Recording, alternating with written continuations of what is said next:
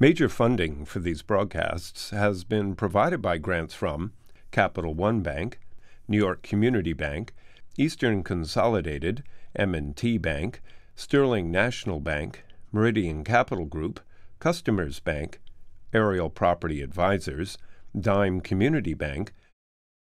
Additional funding has been provided by AmTrust Title Insurance Company, AVR Realty Company, Bank of America, Merrill Lynch, Briarwood Organization, CBRE, Chase Commercial Term Lending, Chase Mortgage Lending, JP Morgan Chase, Citizens Bank, Colliers International NYC, Collins Building Services, CPEX Real Estate Services, Douglaston Development, Levine Builders, Flushing Bank, Friedman LLP, Handler Real Estate Organization, Handro Properties, Hodges Ward Elliott, Inc., Investors Bank, James D. Kuhn Real Estate Center at Syracuse University, Kilroy Architectural Windows, Madison Realty Capital, Matone Group, Mercantile Bank, New Banks, Newmark Knight Frank, Optimum Window Manufacturing Corp., People's United Bank, Rockefeller Group, Rosewood Realty Services, SJP Properties, Stonehenge Partners, TD Bank, Terra CRG, the Marinkoff Family Foundation, the Moynihan Organization, Moynihan Capital Partners, and these friends.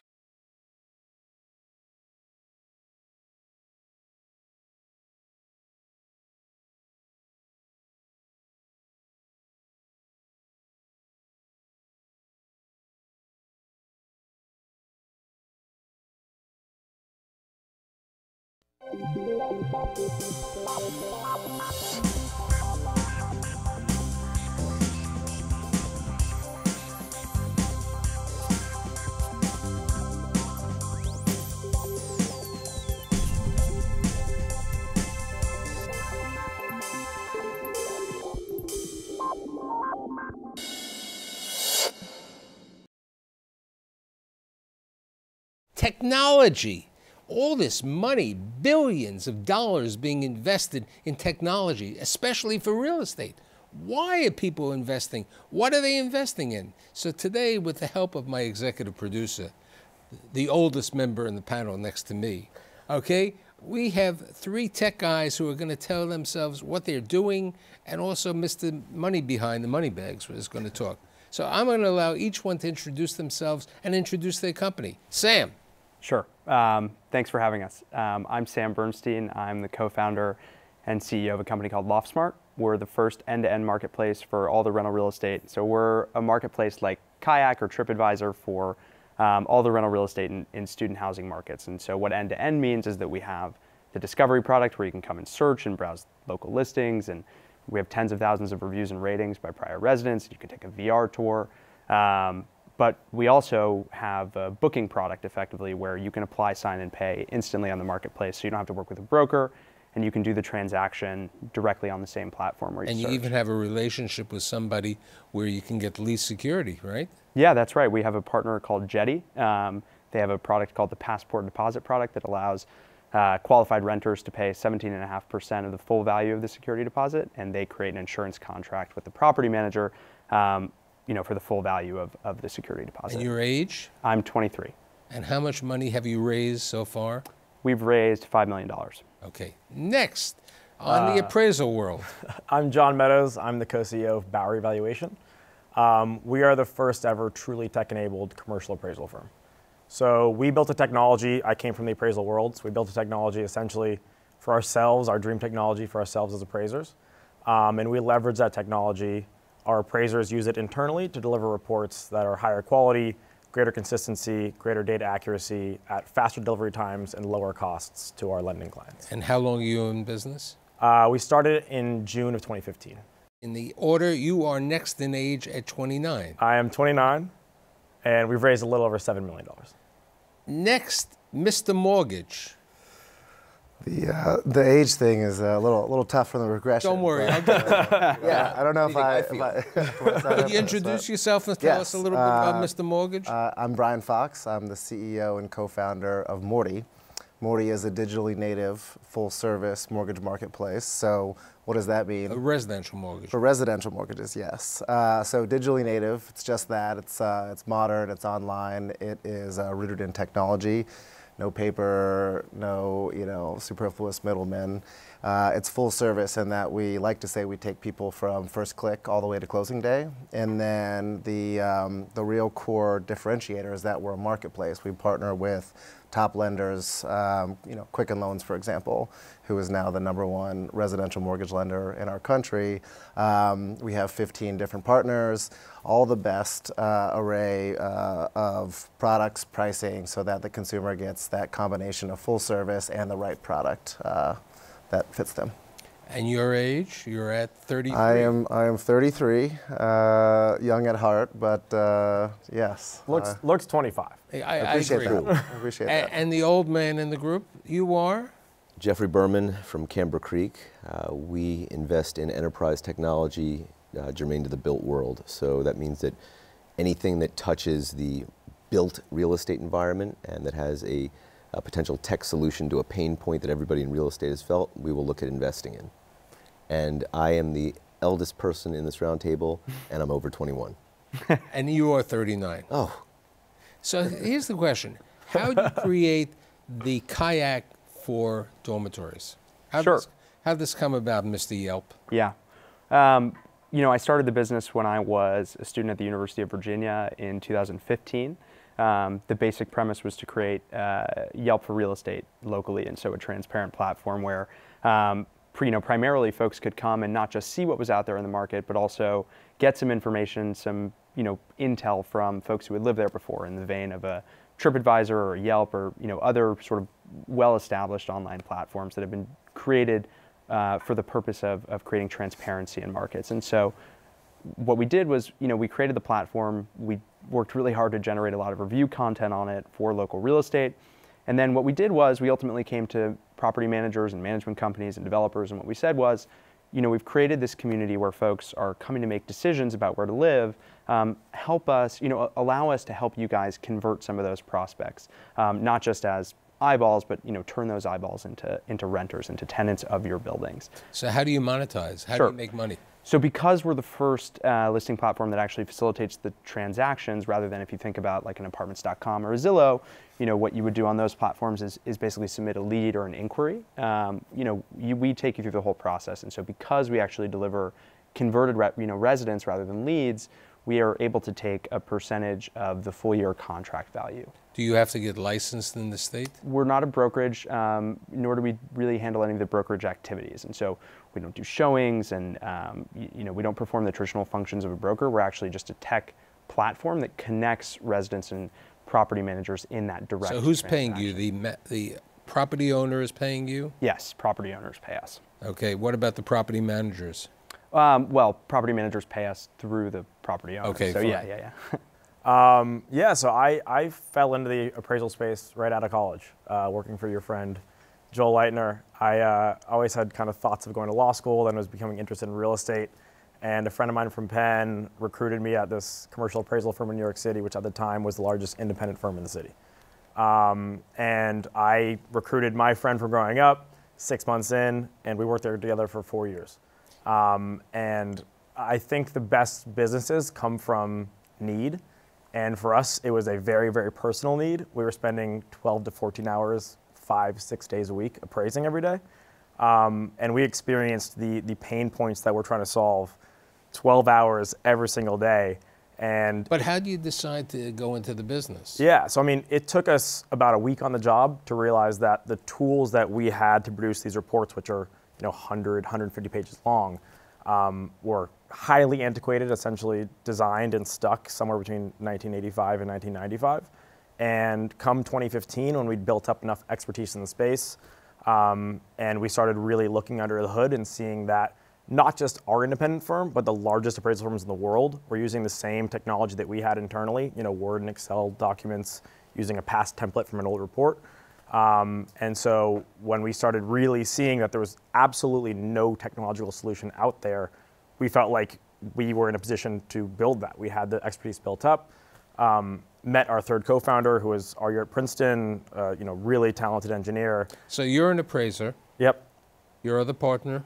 An appraiser, co-CEO. So we are not MAIs. We have 4 state licensed appraisers and 2 MAIs on our staff. What's your third partner? He's our CTO. So he was the one who's built up our technology initially. And what helped you grow? You have a strategic relationship with Cushman & Wakefield, correct? We do. So we started talking to them all the way back in January of last year. They basically they became aware of our technology through an accelerator called Metaprop. And were fortunately very forward-thinking in thinking about how to solve the same pain points that we were experiencing and their appraisers are experiencing. And they saw that we had built the leading technology in the industry. And for them, they were doing things the same way as everyone else. And they understood that you can't keep staying, in your old ways if you're going to really progress. So for us, we saw an opportunity. They have a great brand. We have great technology. Rather than just trying to collide and butt heads as we started to grow, let's work together and actually rise, both the ships. So right, but in the same manner that he started a business, what caused the change? Was it pricing? Okay, you were creating Yelp in a way, but was it pricing to the customer? Speed is important, but pricing was also important. Yeah, both are crucial. And for us, it originally stemmed from the work of the appraiser. So if you talk to lenders, a lot of times they'll tell you that the appraisal is one of the biggest headaches for them in the entire process.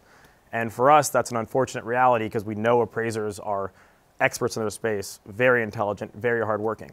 So to have that gap, clearly there's an issue with the tools the appraisers have to produce these reports. But here's the question. He's in the dormitory business, okay? In the apartment business for mostly college students and so on.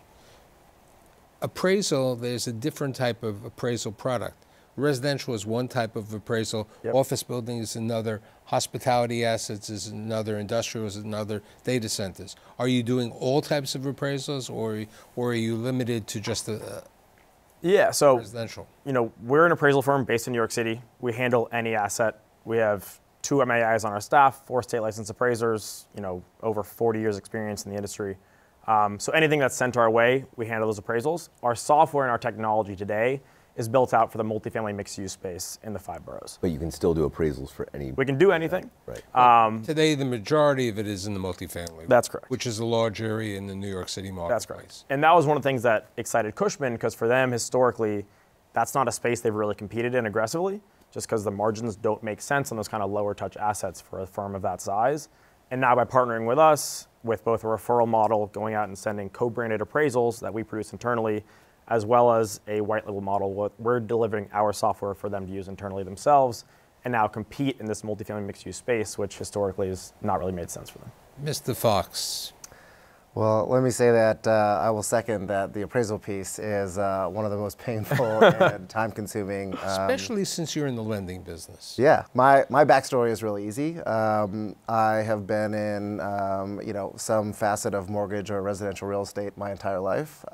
Started when I was 18. Since we already said my age earlier on, I think people can do the math. But I was fortunate enough to have a mentor. This is not The Bachelorette, so don't worry.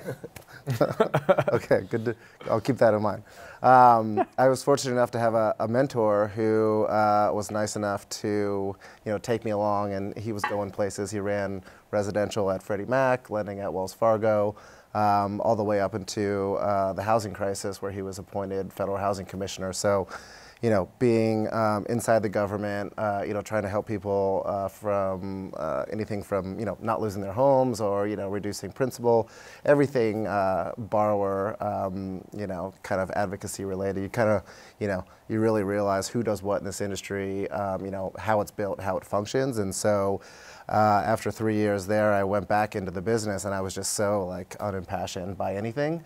And I left, and I didn't know if I was going to ever get back into the business. And I met my co-founders, and I didn't know anything about technology. I don't know anything about startups. It was basically stuff I saw on TV shows. And the 3 of us as a team formed that kind of, perfect combination of technology. So what's your specialty and what is their specialty? So, you can deminimize my specialty to I'm the mortgage guy. I called you Mr. Mortgage. Yeah, and I'm fine with that. Look, There's a lot more to the sausage making of mortgages than people know. But the other thing is that if you want to actually improve the process, if you want to own the consumer experience, you got to get licensed. You have to be an originator.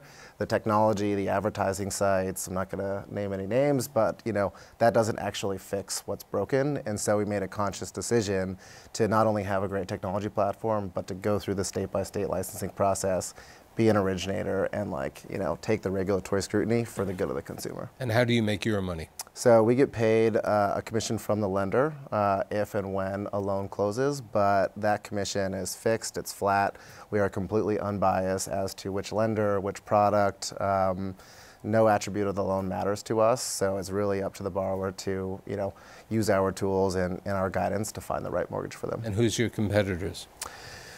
I go back and forth on this. I think it's a little bit cheesy to say we have no natural competitors, but when we started Morty, we didn't want to get into a $10.4 trillion industry tackling Wells Fargo and Quicken head on. So we found a way to build a platform that shares in the economics, plays nice with incumbents. As I mentioned, Quicken is our #1 partner.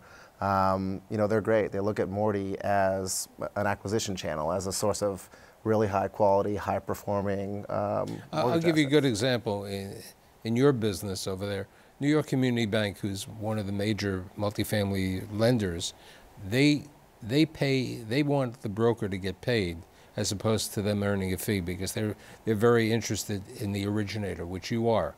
You're the originator, you're the qualifier, and you're doing that. So you're doing an important role, and people are interested. So how do you decide on each one of them? I know because they were much younger than you.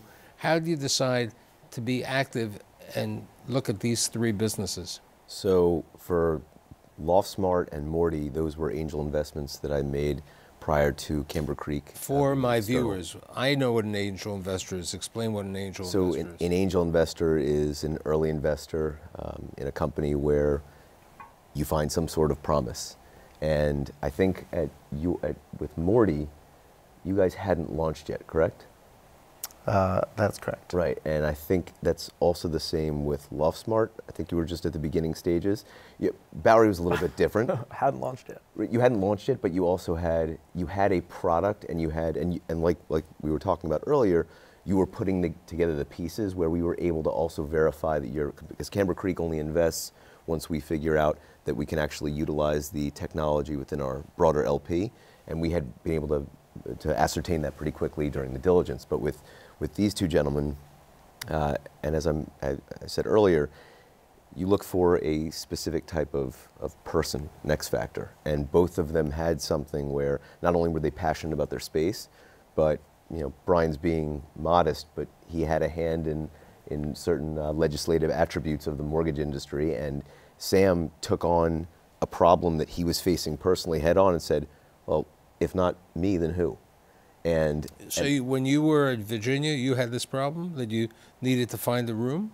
Yeah, when I was a first year at the University of Virginia, back in 2013, I guess it would have been, about a month into school, walked into a storefront property management office in Charlottesville, Virginia, and signed a lease on pen and paper and brought in a cashier's check for the deposit. They scanned my ID in order to run sort of a manual background check. And fast forward a year, we moved into that apartment, and we're sitting there and, eating dinner the first night. All of a sudden, the entire place starts to shake like an earthquake. And lo and behold, hidden behind this park next to our apartment is a freight rail. And it goes by 5-6 times a day. None of us really. If you grew up in the Bronx or certain Yeah. parts of Brooklyn, it would be the subway. Yeah. Same as the freight rail. Right, but the fact Sure. that he didn't know that to begin with. And I thought to myself, how could this have been prevented, perhaps? And I think the answer that I sort of honed in on, thinking about my use of other platforms like Yelp, like TripAdvisor, was if I had read just one review from a prior resident of that apartment who had said, the train is kind of a bummer. I don't know, is that 5 words? It could have been that simple. And so I set out to create a platform where folks could find that kind of information and do so from people who could tell them what was wrong with an apartment or great about it before they moved in, not after, before they. So how hard is it to raise money today for business? As I stated at the beginning, the amount of money and the amount of transactions from 2008 to 2018, 2017 have been like 1,000 times the number based on the statistics was written up there. How difficult is it? Because, you know, a lot of people have a good idea, but a good idea doesn't mean it's going to turn into a business or a model that works. So I would love to say that, you know, me and my co-founders were brilliant and started this company in 2015 in the summer by predicting that real estate tech was about to completely take off. For us, that was, you know, largely good fortune. We saw an opportunity in the space and felt we needed to solve it. Luck, the L factor is very important. It's crucial. And so I think all of us have been fortunate to come along at a time when real estate tech is starting to garner such tremendous amount of interest in the venture community, and Jeff can speak to that. But I think raising money is hard. I don't care what anyone says. It is difficult. But there are a lot of sources of funding available, and specifically, just like John alluded to, that real estate tech is starting to have its moment in the sun. The issue is, when, from a VC perspective, is the idea good? Is the team behind the idea good? Is the market opportunity large enough to earn a venture return? And those are the questions that we have in the venture community, where we say, look, you know, this might be a great idea and a smart application, but the market is tiny. And so all of those things have to fit together before you can... Here's an interesting point, especially since I didn't elude my age, but I am the oldest in the group over here. Over 21. Okay. Many years ago, a number of people were getting involved in day trading. Okay? It was an interesting thing. I have a son who's a school teacher in Denver, teaches in high school, and one of his jobs before he wanted to go to law school was day trading. And I have a friend who was in the catering business, and he said, you know, maybe I should go into day trading. So it was something that everybody said, you know, it's so much easy, I could go into this business. And I believe in a similar manner, fast forward to 2018 in real estate tech, a lot of people might have an idea and they think they could go into it. Like we were talking about somebody else who was trying to get into the mortgage space, but doesn't understand that you have to be licensed if you want to do certain parts of the business. In the same manner, in your business, somebody could go in there, but you need an MAI. Yeah. Your business, somebody can go in and compete also. And that's my next question. How hard is it for someone to replicate what you're doing? So, you know, this is a common question that you get when you are raising venture capital. It's, you know, what's your defensibility? What's your moat? And, you know, I would harp on the licensing process, and people were like, oh, no, that's just paperwork, that's just, you know, box checking, and it's not. And like the right combination of team and like having a sound operating model. Is it more than one individual has to be licensed? So everybody who touches a transaction? You know, so you can perform clerical and administrative functions and not be licensed, but basically anybody who does anything that's like meaningful in terms of, you know, negotiations or structuring credit or anything like that has to be licensed. It's not an easy process. And so that's where, you know, we've seen tech companies get in that really have no idea how to do mortgages and what that process is like, and they fail because they have great technology but no sense of how the industry and the regulatory product works. That's why Morty, I think, you know, has been fortunate, because we did have that right combination of, you know, modern, you know, digitally native technology and actual, you know, domain expertise and the ability to get state license. It's a state-by-state process for every company that is not federally chartered. That represents the vast majority of mortgage originators. And to be honest, there are only... say, it's hassle. It's hassle, but there are only a small handful of mortgage startups that are actually doing loans, and that's, you know, a big piece of it. Yeah, I mean, for us, I think the biggest moat comes from this kind of internal network effect we're creating. In order to design a software that is as robust as ours in the commercial appraisal space, you need to really know commercial appraisals. And because we have this software now, it allows us to recruit some of the top talent from the industry. So we have individuals from essentially both internally and through our partnership, all the top firms in commercial appraisals on our appraisal side of the team. Then we have this engineering team, you know, led by Princeton grads, guys have been coding their entire lives, that is completely unique in our space. So your coders are here, they're not in Estonia, India? It's a combination, but yeah, we have 4 senior engineers located in New York City. And now we have these appraisers that we're getting that direct input from them to make the software better for them as experts in the space. And our appraisers are getting more and more fluent in technology. our engineers know the appraisal space better than any engineers in the country. And so this this network we're creating allows us to then iterate on the software, continue to hire the top talent from the space, as well as college graduates that the appraisal space has really failed to recruit in a way that we now have a unique advantage because we are a tech company in a space we've never seen a tech company. Yeah, I think for us the answer is sort of threefold. I mean, the first part of it is something that would be described by venture capitalists or in the tech industry as first mover advantage. And so we've spent 2.5 years. I mean, the platform is active in 28 markets nationally, has almost 300,000 units on the instant lease product, works with everything from local mom and pop property managers to national publicly traded REITs. We have integrations with all the major management software suites. I mean, the barriers to entry have been incredibly high. And so we've spent 2.5 years kind of breaking those down, building the right relationships, building product, acquiring customers, building brand. And so that's a pretty big head start for anyone that wanted to jump into the space, I mean, truly. And then I think that sort of leads me into the second point, which is actually having the right strategic partners around us. And so, we've done this with folks that we've put on the board of advisors. Jeff is on the board of advisors, but in the capital structure and in the folks we've raised investment from, we have strategic partners like Jeff, who's didn't invest through Camber Creek, but we kind of have access to his relationships and network. We have the VC arm of Sterling Equities, which is the Wilpon family company, Corrigan Ventures, Metaprop, which is an investor in all three of us, which is exclusively real estate focused and backed by companies like Zillow. And so those kinds of partners have allowed us to have the right Rolodex in the aggregate to kind of build those relationships in a way that I think it would be very difficult for another company to get in front of the right people. One last question. Are you profitable? No. No. No.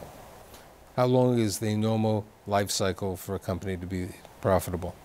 Well, that cycle can vary depending on, I mean, you can ask that question of Amazon. I'm just saying in the tech space, in the real estate tech world. It really depends, because whether they're doing the land and expand and trying to cover the maximum amount of space to shut everybody out, and then they can turn that profitability engine on like Amazon, or whether the unit economics are focused on, okay, well, once you get to a number of mortgages or a number of appraisals, et cetera, then they'll be profitable. Okay, yeah. So all I could say is I am so happy that my executive producer, Jeff, brought his buddies and great guys. And Sam, thank you. John, thank you. And Brian, even though you are that old, thank you. Okay, and I'm. He's got a new nickname though. Okay, and I'm positive that when I bring back you guys in a couple years, it's only going to be better and better. Thanks for being here. Thank you very much. Thank you. My hair's going to look like Jeff's when you bring us back in a couple years.